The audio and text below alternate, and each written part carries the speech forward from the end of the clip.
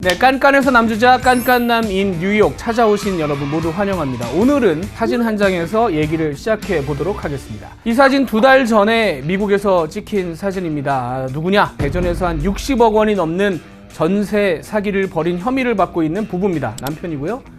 부인입니다. 그리고 나서 재작년에 그 돈을 이렇게 가지고 미국으로 넘어왔습니다. 넘어왔는데 우리 당국이 이제 그걸 알아서 미국 당국에 좀 잡아달라고 부탁을 한 거예요. 근데 뭐 미국 당국도 워낙 바쁘죠. 바쁜 와중에 쫓아다니고 있는데 미국에서는 이 사람들 얼굴을 공개를 할 수가 있습니다. 그래서 널리 알려졌어요. 그래서 교민분들이 여기저기서 얼굴을 알아보고 또 눈에 불을 켜고 있다가 제보를 막 하신 겁니다. 이 사람들이 여기 있다 제보를 하다 보니까 원래 애틀랜타로 들어왔는데 동쪽으로 들어왔는데 나중에는 작년 말에 시애틀, 미국의 참 유명한 도시입니다. 왜냐면 환경은 좋은데 물가가 너무 비싸서 미국 사람들도 살기 힘들어하는 그 좋은 동네에 있다가 결국은 이렇게 붙잡혔고 한국으로 추방되기 직전에 미국 당국이 딱 찍어가지고 미국에 잘못하고 오면 이런 꼴이 납니다 라고 딱 사진을 찍어서 자기 홈페이지에 올렸어요. 그런데 이 사진 미국판과 한국판이 다릅니다. 이건 한국판이에요. 저희가 그 사진을 가져다가 얼굴을 이렇게 곱게 모자이크를 해서 여러분들이 알아보실 수 없게 뭉갰습니다. 알아보시면 저희가 혼나기 때문에 이름도 밝힐 수가 없어요. 그런데 미국 이 당국 홈페이지에 들어가시면 뭐 얼굴 이름 시원하게 다 까져 있습니다.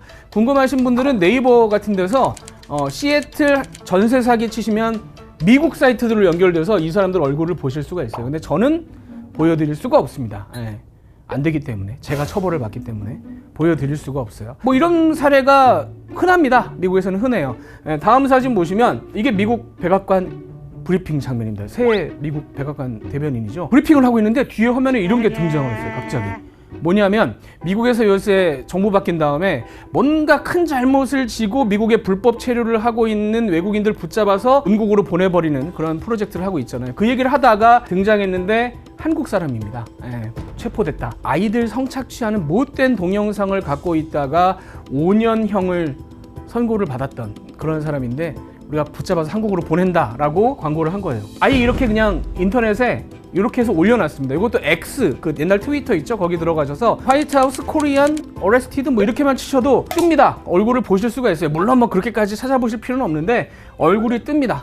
근데 역시 이렇게 곱게 또 저희는 모자이크를 해야 되는 운명입니다. 전 세계에서 이렇게 피의자를 붙잡아 놓고 얼굴과 이름을 공개하지 않는 나라 극히 드뭅니다. 북유럽의 스칸디나비아 반도의 뭐 스웨덴, 덴마크 이런 4나라하고 그걸 빼고 나면 우리나라가 유일합니다. 전 세계 한 5나라 정도만 피의자들의 인권이 중요하기 때문에 이걸 꽁꽁 싸매서 안 보여주는데 다른 나라들은 뭐 다 보여주고요. 특히 뭐 미국 같은 경우는 논란의 여지가 없습니다. 무조건 공개를 하게 돼 있어요.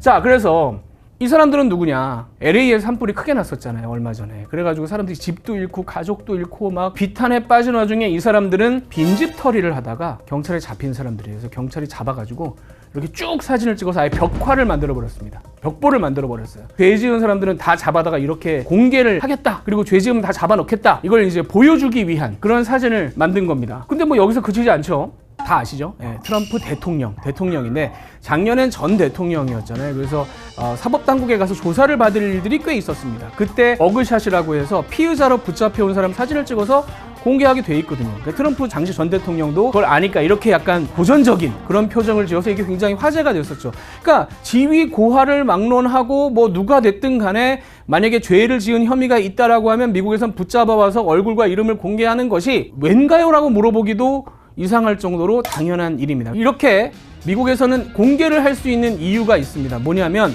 표현의 자유, 말할 자유 때문입니다. 이게 굉장히 강력하기 때문에 이런 이름을 밝히고 얼굴을 밝히는 거에 대해서 뭐 의심할 여지가 없어요. 이 표현의 자유가 너무너무 중요하기 때문에 제가 전문가를 만나서 한번 물어봤습니다. 이게 왜 그런가요? 라고 물어봤어요. 한번 들어보시죠. 미국의 헌법의 가장 중요한 부분이 그 Bill of Rights라고 하는데요. 그러니까 모든 사람들의 그 보장되어 있는 그런 그 권리를 얘기하는데 거기 첫 번째 나오는 것이 First Amendment, Freedom of Expression, Freedom of the Press, 그러니까 출판의 자유, 그게 나오지 않습니까? 그래서 그 출판의 자유가 너무 깊숙하게 여기 법에 연관되어 있기 때문에 본인의 그 프라이버시도 존중해야 된다는 그런 원칙도 있긴 하지만 freedom of the press 그게 훨씬 더 강력한 그 경우가 많아서 그러니까 이런 경우에는 그 Freedom of the Press, First Amendment가 이긴다고 보면 됩니다. 말할 권리, 표현의 자유, 이 언론의 자유가 심지어 헌법에 그냥 떡하니 박혀 있어요.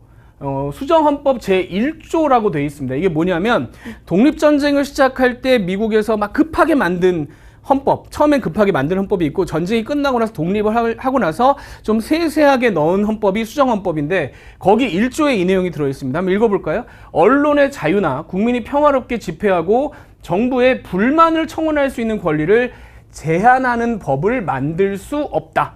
예, 그러니까 정부나 의회가 이런 국민의 권리를 제한하지 못한다라는 걸 1조에 넣어놓은 겁니다. 이게 왜 그렇게 되냐면 독립운동 자체가 영국의 왕과 귀족을 상대로 너무 우리를 괴롭히는데 우리가 여기를 항의도 못하게 입을 틀어 막으니까 화가 나서 시작된 전쟁이거든요. 그래서 미국의 헌법의 기본 정신은 권력자들을 믿지 못한다는 겁니다. 권력을 쥐면 일반 국민들을 맘대로 하려고 하고 자기 이득을 취하려고 노력을 하더라.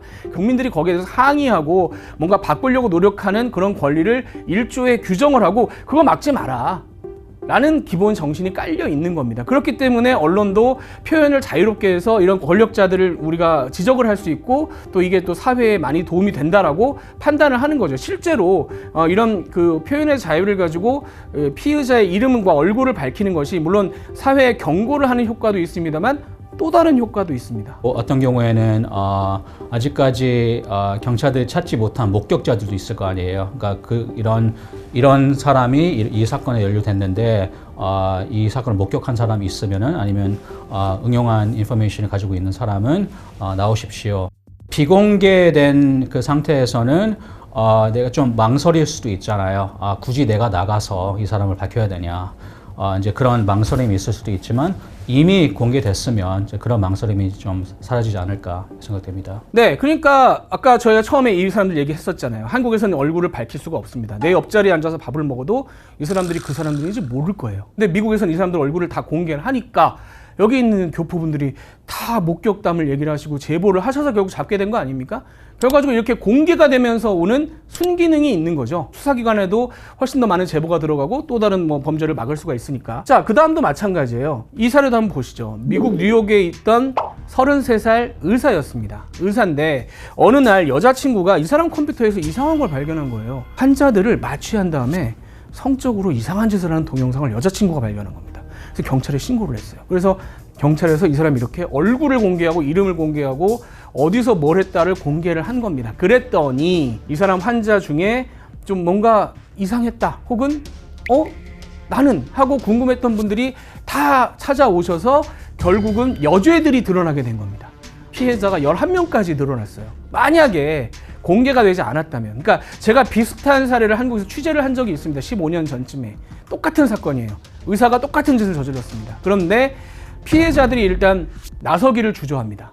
여기 같은 경우는 경찰이 다 열었잖아요. 그러니까 피해자들이 주저하다가도 가볼 수 있는 용기를 갖게 되는데 우리나라는 그걸 막아버리니까 일단 피해자들이 나서기를 굉장히 꺼려 했고요. 두 번째는 사건이 마무리가 됐습니다만은 정말 더 있을 수도 있지 않나라는 의심을 하지만 밝힐 방법이 딱히 없습니다. 그런 점에서 이렇게 피의자의 이름과 얼굴을 공개하는 것이 다른 범죄를 더 막을 수 있는 그런 순기능도 있는 거죠. 근데 우리나라는 이게 왜 안 되느냐? 이제 이 얘기로 넘어가 보도록 하겠습니다. 아까 말씀드린 대로 미국 헌법은 권력자들이 입을 막지 못하게 막아놨잖아요. 우리나라도 표현의 자유, 언론의 자유가 있습니다. 그런데 헌법 37조에 이런 조항이 또 들어있어요. 국민의 모든 자유와 권리는 필요한 경우에 제한할 수 있으며 권력자가 국민의 자유와 권리를 제한할 수 있는 조항이 헌법에 들어있습니다. 이 부분은 법에 대한 기본적인 개념이 양국이 다르다라는 걸 알 수가 있는 거예요.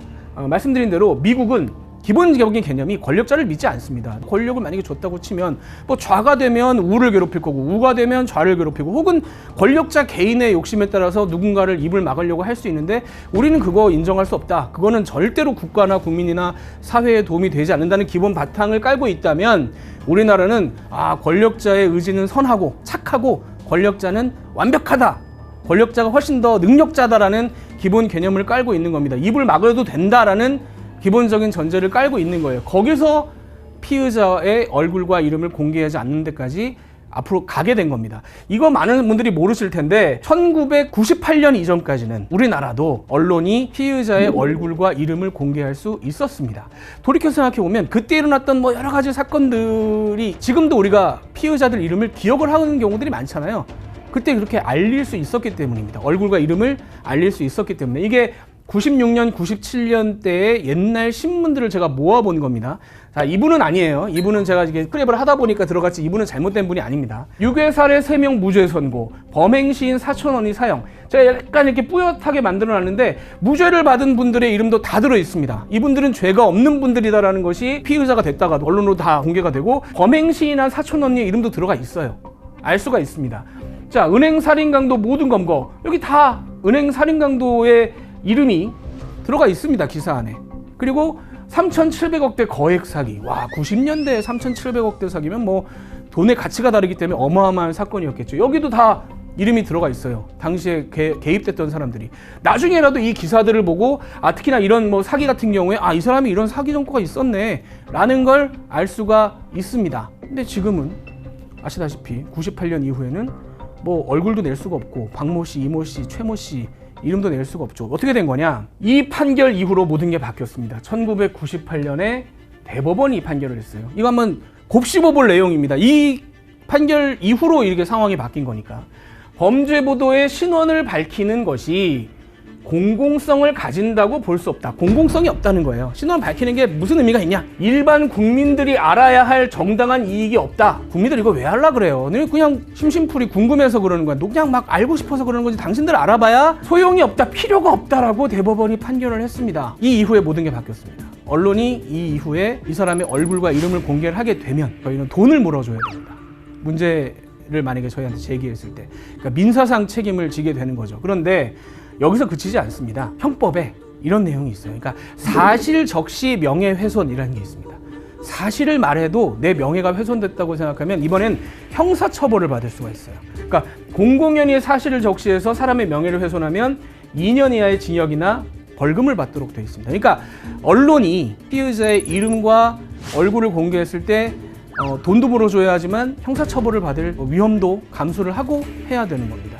저희 법조팀 임찬종 기자 취재 파일을 보면 잘 정리가 되어 있는데 결과적으로는 이렇게 이중으로 입막음을 해놨기 때문에 언론이 2000년대 이후로 들어와서는 내고 싶고 내야 하는 것이 맞다고 생각하는 경우에도 불구하고 내지 못하게 된 경우가 상당히 많습니다. 만약에 미국에서 이런 주장을 누가 했다. 과연 이게 받아들여질까요? 이것도 전문가 얘기 듣고 오시죠. 미국도 이제 허위 사실을 알리거나 그러니까 출판하는 것은 그 defamation이라고 그 불법 행위인데요. 그것은 사실 형사법으로 처하지 않고요. 만약에 그 publish된 그런 스토리에 어떤 허위 됐던 어떤 부분이 있다든지 그런 사실적이지 않은 그런 부분이 섞였다면 물론 그 데미지를 이제 받을 수 있겠지만 모든 게 다 사실이었다면 아무리 그 reputation에 대한 그 데미지가 컸더라도 승소할 수 없습니다. 자, 그런데 이게 어떻게 연결이 되느냐? 단순히 잡힌 피의자의 얼굴과 이름을 공개하냐 마냐에 그치는 게 아니라 이게 사실적시에 의한 명예훼손이 되기 때문에 나중에 형이 확정돼서 이 사람의 잘못을 인정받은 이후에도 보도를 하거나 알리는 게 불가능하죠. 이 사람이 문제를 제기했을 경우에 똑같이 형사처벌을 받을 위험이 있기 때문에. 근데 미국은 아까 말씀드린 대로 잡혔을 때도 자유롭지만 나중에도 자유로워요. 그래서 이런 일이 있습니다. 이게 미국의 각 시별로 이런 사이트들을 갖고 있습니다. 섹스 어펜더스. 그러니까 성적인 범죄를 저지른 사람들이에요. 어디서 어떤 범죄를 저질렀고 어떤 문제가 있었는지에 대해서 우리 동네에 사는 사람들 얼굴과 이름을 다 공개를 합니다. 이렇게. 저 사람이 위험한 사람이구나. 그런 문제가 있었던 사람이구나라는 걸 주변 사람들이 다 알 수가 있는 거죠. 우리나라는 그 지역에 어린아이가 있는 집에 이렇게 우편물로 보내줍니다. 그래서 그 우편물을 놓치거나 잃어버리면 일단 알기가 어렵고요. 그 밖의 사람들은 전혀 이런 정보를 알 수가 없죠. 과연 이런 정보, 아까 대법원이 얘기한 것처럼 혹은 헌법재판소가 얘기하는 것처럼 일반 국민들이 알 필요가 없는 정보일까요? 다른 시도 마찬가지예요. 다 이렇게 얼굴과 이름을 공개합니다. 이거 과연 국민들이 알 필요가 없는 정보가 맞을까요? 이런 것들이 뭐 이런 경우도 있어요. 이건 이제 뉴욕주의 홈페이지에 이런 장면이 있습니다. 의사들 관리하는 그런 홈페이지예요. 근데 이 사이트에 가시면 여기다 이름을 넣을 수가 있습니다. 내가 가는 병원이 있을 거 아니에요. 그럼 그 병원에 대해서 알고 싶다. 그러면 이름을 넣어요. 그럼 이름을 내가 리라는 이름을 넣었다고 치면 이렇게 니라는 이름을 가진 사람들이 쭉 뜨죠. 그럼 이 사람의 이름을 누르면 법적으로 지금 어떤 소송 같은 데 걸려 있는지, 의료사고일 수도 있고 어떤 소송이 걸려 있는지, 그리고 혹은 뭔가 잘못해서 정부기관의 어떤 책임을 묻는 그런 조치를 받은 적이 있는지 세세하게 이 사람의 과거에 대해서 소비자들에게 알 수 있게 해놨습니다. 내 몸을 맡기고 내 건강을 맡기는 건데 이 사람이 어떤 전력이 있는지 궁금하잖아요. 그럼 들어가서 보고 확인하고 갈 수 있는 겁니다. 한국에서 이런 제도 있습니까? 못하죠. 이렇게 입막음이 되는 겁니다. 결과적으로 한국에서는 잡혀올 때부터 잡혀나간 다음까지도 공개를 할 수 없도록 제도가 만들어져 있기 때문에 결국은 입이 다 막혀지는 거고, 특히 이 문제는 어디로 연결이 되냐면 저희가 이게 보도를 함에 있어서 피의자의 이름과 얼굴을 공개하는 경우가, 그래서 일반적인 분들이 뭔가 뭐 생활을 하다가 잘못했을 경우에 보도를 하는 일들은 사실 많이 없죠. 대부분의 경우에 돈 있고 힘 있고 빽 있는 사람들이 큰 잘못을 했거나 혹은 또 뭐 악독한 범죄를 했거나 이런 경우에 보통 뉴스라는 걸 하게 됩니다. 그런데 이게 어떻게 연결이 되냐면 아마 대부분 대한민국에 있는 많은 기자들이 겪는 과정인데, 그러니까 뉴스를 보시면 막 모자이크 엄청 세게 해서 나가잖아요. 도대체 뭘 보라는 거냐 싶을 정도로. 근데 그럼에도 불구하고 예를 들면 그런 경우에 여기 뭐가 잘못돼서 나인지 알 수 있었다라고 주장을 하면서 소송을 거는 사람들이 있습니다. 이걸 대법원까지 끌고 갑니다. 그러면 보통 언론사들이 물론 도와는 줍니다만은 결국은 이 대응을 전부 기자 오롯이 혼자 감당을 해야 돼요. 물론 대법원에 갔을 때 이 사실적시 명예훼손에 무죄가 나오는 경우가 있어요. 공공성이 있다고 판단될 경우에 법원이 무죄를 인정을 해줍니다. 그런데 나올 때까지 2년, 3년을 기자가 여기저기 끌려다니면서 괴롭힘을 결국 당하다 보면 무죄를 받더라도 만신창이가 돼서 나중에는 몇 년 지나고 나면 그런 일이 있어도 고개를 돌리게 되는 거죠. 왜 내가 개인적으로 계속 이 고통을 당해야 하는가? 제도가 바뀌지 않기 때문에 이 부분은 나중에도 결국은 입막음이 됩니다. 그래서 이 사람들은 뭔가 옛날에 큰 잘못을 저질렀어요. 근데 나중에 문제 제기를 할 수 없기 때문에 과거가 사라지고요. 굉장히 훌륭한 사람인 것처럼 행동을 하고 다니는 경우들도 많고 그런 문제가 발생을 합니다. 사실적시 명예훼손이라도 없애보려고 헌법재판소에 계속 헌법소원을 하시는 분들이 있어요. 그런데 결과적으로는 계속 합헌이 유지가 되고 있습니다. 사실을 말해도 형사처벌인 상태가 유지가 되고 있어요. 4년 전에 5대4로 합헌이 돼버렸습니다. 제가 헌법재판관들의 어떤 의도 혹은 뭐 대법관들의 의도에 대해서 재단하고 싶진 않습니다. 근데 결과적으로 피의자의 인권은 존중됐을지 모르지만 일반 국민들의 이익은 현저하게 해치고 있는 상황입니다. 모두 꽁꽁 싸매서 말을 할 수 없게 되면서 내가 꼭 알아야 될 정보도 얻지 못하게 되는 그런 상황이 유지가 되고 있는 거예요. 다시 이 사람들 얘기로 돌아가 보죠. 이 사람들이 미국에 왔기 때문에 얼굴이 그나마 공개가 됐지 한국에 계속 있었다고 치자고요. 어차피 또 미국에 공개가 됐더라도 한국에서는 이 사람들 얼굴을 저도 그렇고 밝힐 수가 없기 때문에 이름도 밝힐 수가 없잖아요. 재판을 받아서 대가를 치르고 나왔다고 치자고요. 나와서 만약에 근데 똑같은 행동을 또 한다고 칩시다.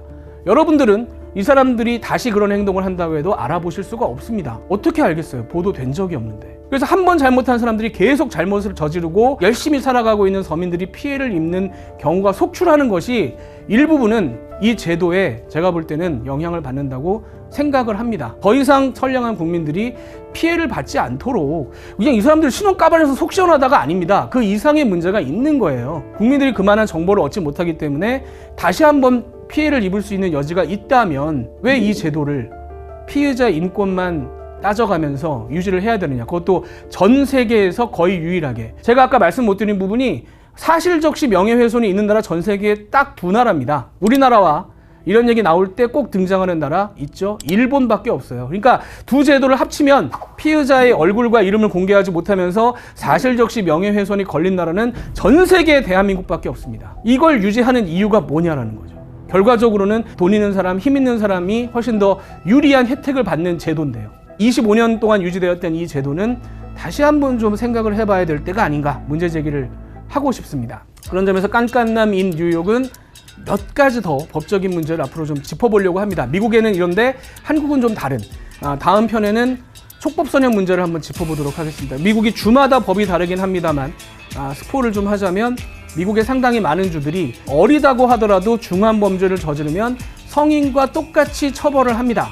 촉법소년 제도가 없는 곳이 많습니다. 과연 이건 또 왜 그런지 다음에 한번 살펴보도록 하겠습니다.